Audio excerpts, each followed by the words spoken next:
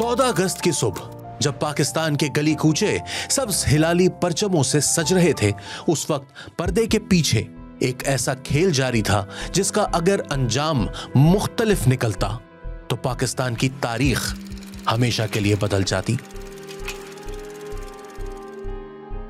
दुश्मन का मंसूबा बहुत बड़ा था, एक ऐसा मंसूबा जिसमें बेक वक्त कोयटा, गवादर और बलूचिस्तान के दीगर बड़े शहरों को खून में नहलाना शामिल था। दर्जनों खुदकुश हमले, बारूदी गाड़ियां और दहशतगर्दों का जाल, सब कुछ मुनज़्ज़म था, सिर्फ लम्हों की बात थी।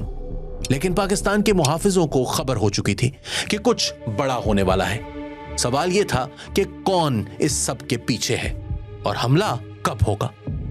तहकीकात ने जिस शख्स की तरफ इशारा किया, इसका नाम सुनकर सब तंग रह गए। ये कोई पहाड़ों में छुपा हुआ जंगजू नहीं था, ना कोई सरहद पार से आया कमांडर। ये शख्स बलूचिस्तान की एक मारूफ यूनिवर्सिटी का लेक्चरर था। जी हां, एक उस्ताद, मोहम्मद उस्मान। मोहम्मद उस्मान ने अपनी शनाख्त एक उस्ताद की हैसियत से बनाई थी, लेकिन इसका असल चेहरा एक दहशतगर्द सहूलतकार का था। इसने तालीमी इदारे को महज तालीम देने की जगह नहीं बनाया, बल्कि इसे नौजवान जहनों को गुमराह करने का मरकज बना दिया। वो खामोशी से तुलबा को नजरियाती तौर पर तैयार करता रहा और फिर इन्हें दहशतगर्दों के नेटवर्क से जोड़ता रहा। लेकिन कहानी यहीं खत्म नहीं होती।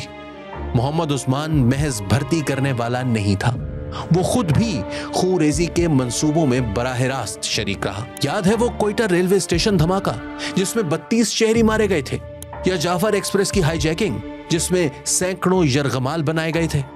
इन सब के पीछे यही नाम था। अब सवाल यह था कि उस्मान अकेला तो हो नहीं सकता, इसके साथ कौन है। ऑपरेशन हीरोफ 2 में जैसे जैसे जाल तंग होता गया, नए किरदार सामने आते गए। उस्मान का भाई जिब्रान पकड़ा गया और फिर एक और खतरनाक, नोमान उर्फ पीरक। ये वही शख्स था जिसे तहरीके तालिबान अफगानिस्तान से तरबियत दी गई थी और जो इन 32 खुदकुश हमलों में से एक के लिए तैयार किया गया था। जरा सोचिए, बैक वक्त 32 खुदकुश हमले बलूचिस्तान के बड़े शहरों में और साथ साथ 4 गाड़ियां जो बारूद से भरी हुई थी। मंसूबा यह था कि 14 अगस्त के जश्न को कयामत में बदल दिया जाए।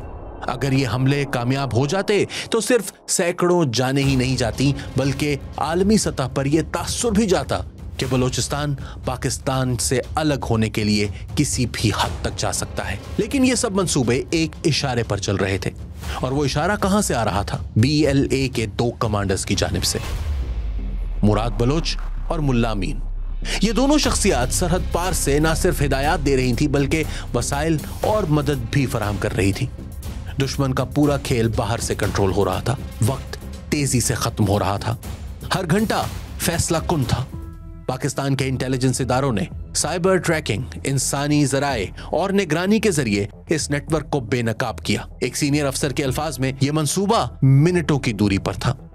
छापे मारे गए, असलहा, बारूदी मवाद, खुदकुश जैकेट्स और जदीद कम्युनिकेशन डिवाइसेस बरामद हुई, और यूं वो लम्हा आया जब दुश्मन के ख्वाब चकनाचूर हो गए। पाकिस्तान के अवाम जश्न मना रहे थे, लेकिन इन्हें यह इल्म भी ना था कि पसे पर्दा उनकी हिफाजत के लिए एक खामोश जंग लड़ी जा रही है। एक ऐसी जंग जिसने मुल्क को एक बड़े कौमी सानहे से बचा लिया। ये कामयाबी महज एक दहशतगर्द नेटवर्क के खात्मे की नहीं थी, बल्कि ये पाकिस्तान की इंटेलिजेंस सलाहियतों का ऐलान था। दुश्मन चाहे कितना ही चालाक क्यों ना हो, पाकिस्तान अब इससे एक कदम आगे है।